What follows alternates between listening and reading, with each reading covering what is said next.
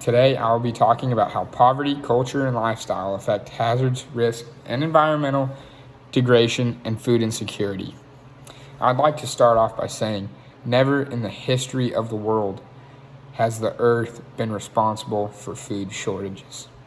What I mean by that is every time that there's been food shortages throughout history, it has been a man-made shortage. Whether we did something wrong, we're withholding goods from reaching people for, use of war or tactics like that. Like we look in Central Africa and we see often these warlords withholding food and supplies from these villages to keep them in power and whatnot.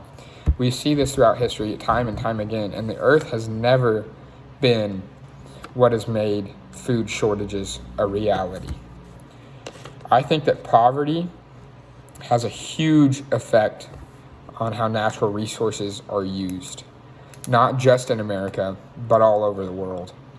When we look at poverty and what it means, poverty is more than just not having money to go buy things.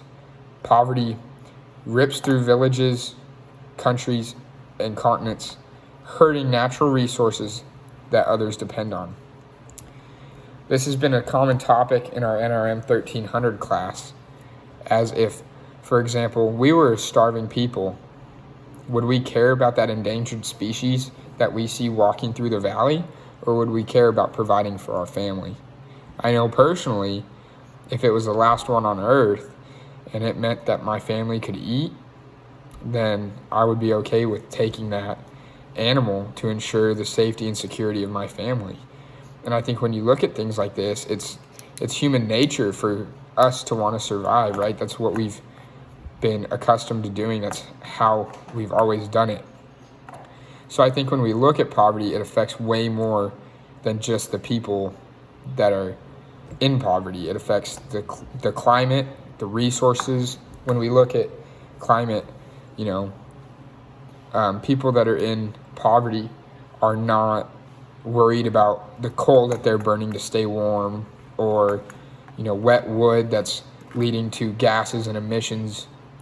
They're not worried about their car that's not up to emission standards. They're worried about getting where they need to go. They're worried about providing for their family. For various reasons, poverty affects everything that has to do with our natural resources. Culture and lifestyle definitely do lead to hazard risk. I think when we look at, some of these tribes, for example, in the Amazon, that are living in huts or straw, buildings like that, adobe buildings like that, and we see these tropical storms come through and just decimate these villages, it's hard because the poverty in that area makes it so they can't have structures that will withstand those storms and events like that. However, when we look at these things, that's how their culture and lifestyle have been for thousands and thousands of years, and they don't want to change. They're okay with that risk because that's how they've lived. That's what they're accustomed to, and that's more important, keeping that cultural heritage, than it is to, be secure. They don't have belongings like we do, so if their house gets wiped away, they're okay with maintaining their culture and their way of life and building a new house to dwell in, rather than changing how their ancestors have done it for thousands of years to ensure the security of their home. When we look at environmental issues that have arose due to poverty and culture and things of this nature, we often see that it's areas that are poorer, it's countries that are not developed that are hit the hardest. I think when we look at certain Asian countries, when we look at South American countries, we see these countries where people, all they're worried about is trying to survive. They're not worried about being sustainable. They're not worried about making sure that they're supporting a healthy population of fish in that river. They're not worried about that, type of antelope that's running on the prairie. They're worried about providing for their family and eating. They're worried about staying warm at night. They're not worried about the emissions from what they're burning. And I think that's a huge issue.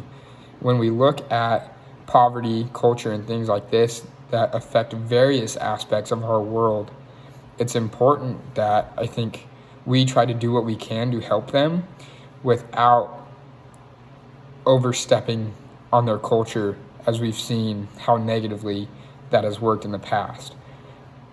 I think that if we work on food security and poverty, that we will see dramatic increases in the safety of our planet in terms of natural resources and environmental factors. With that being said, I think we need to take a strong look at food security being at the forefront and ensuring that warlords and things like this aren't ensuring people not getting food and whatnot for their own gain. I think we need to look at transportation, as that is an issue with, food security, where people live in areas that are not easily transported to or goods are easily reached. I think that if we address these issues, we can make drastic changes for the better in terms of our natural resources and our planet.